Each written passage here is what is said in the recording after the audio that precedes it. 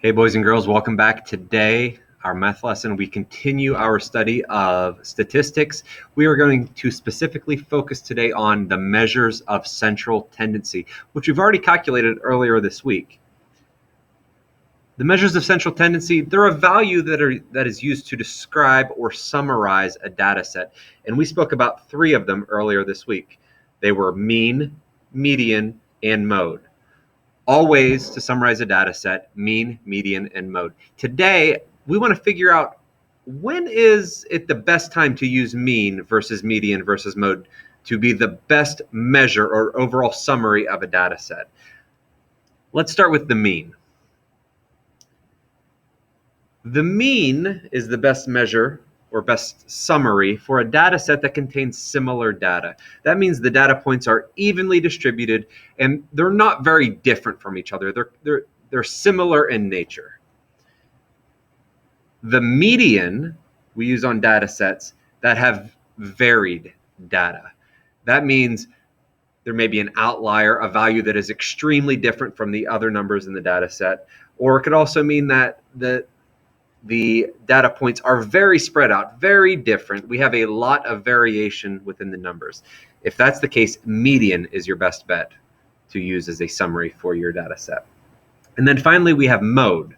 Remember, mode is the value that appears most frequently in a data set, and it is best for categorical data. Categorical data is any collection of data that isn't numerical. It doesn't have a number or a value. Maybe you're asking your classmates what their favorite color is or favorite ice cream flavor is. Those results, those pieces of data would be considered categorical, and mode would be the best way to summarize those data sets.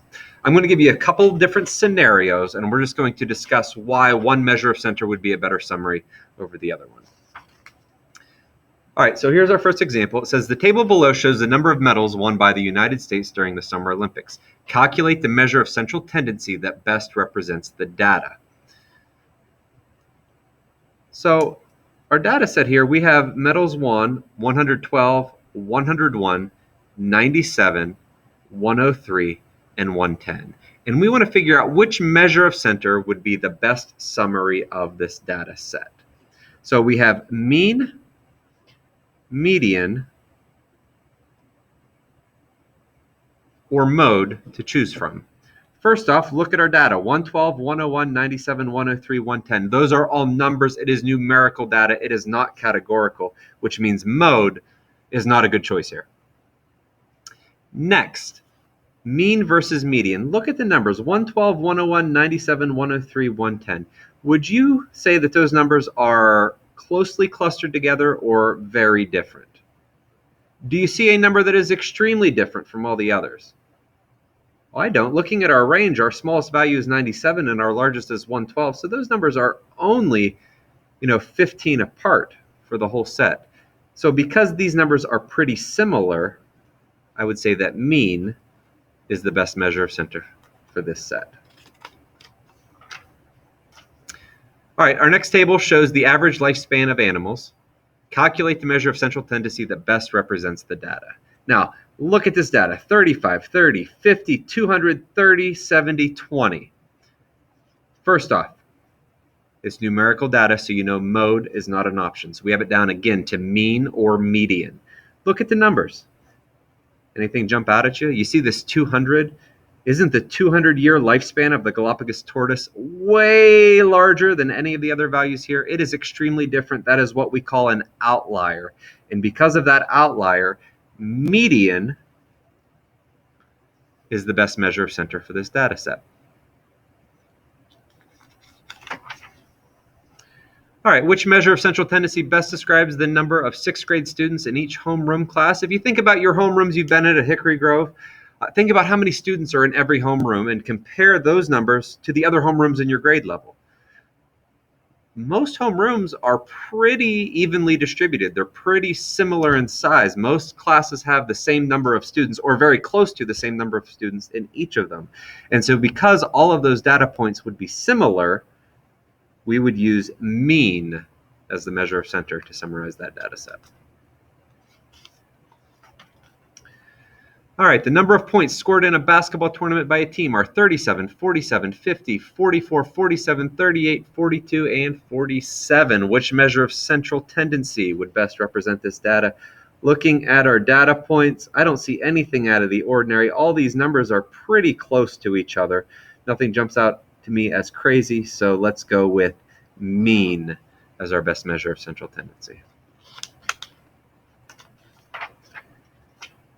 A store wants to order more sweaters. Using previous sales, which measure of central tendency is best to use to determine which color to order most of?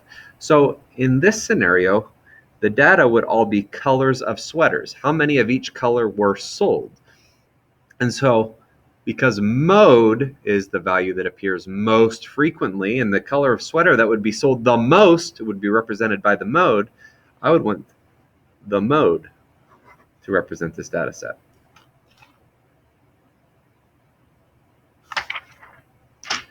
The table below shows required temperatures for different recipes. Calculate the measure of central tendency that best represents the data. So look at all these cooking temperatures: 450, 425, 400, 350, 350, 325, 300, 175.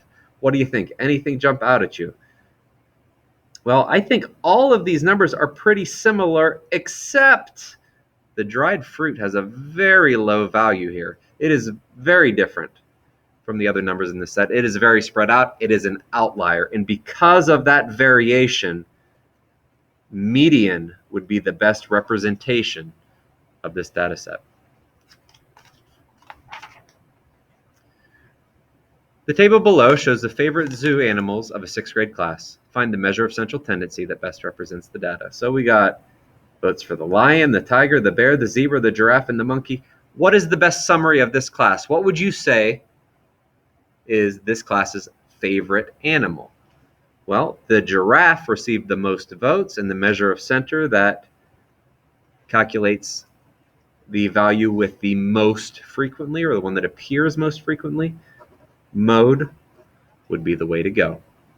Boys and girls, there is an independent practice assignment on measures of central tendency. Please complete that assignment and upload your file for submission. I'll see you guys next time.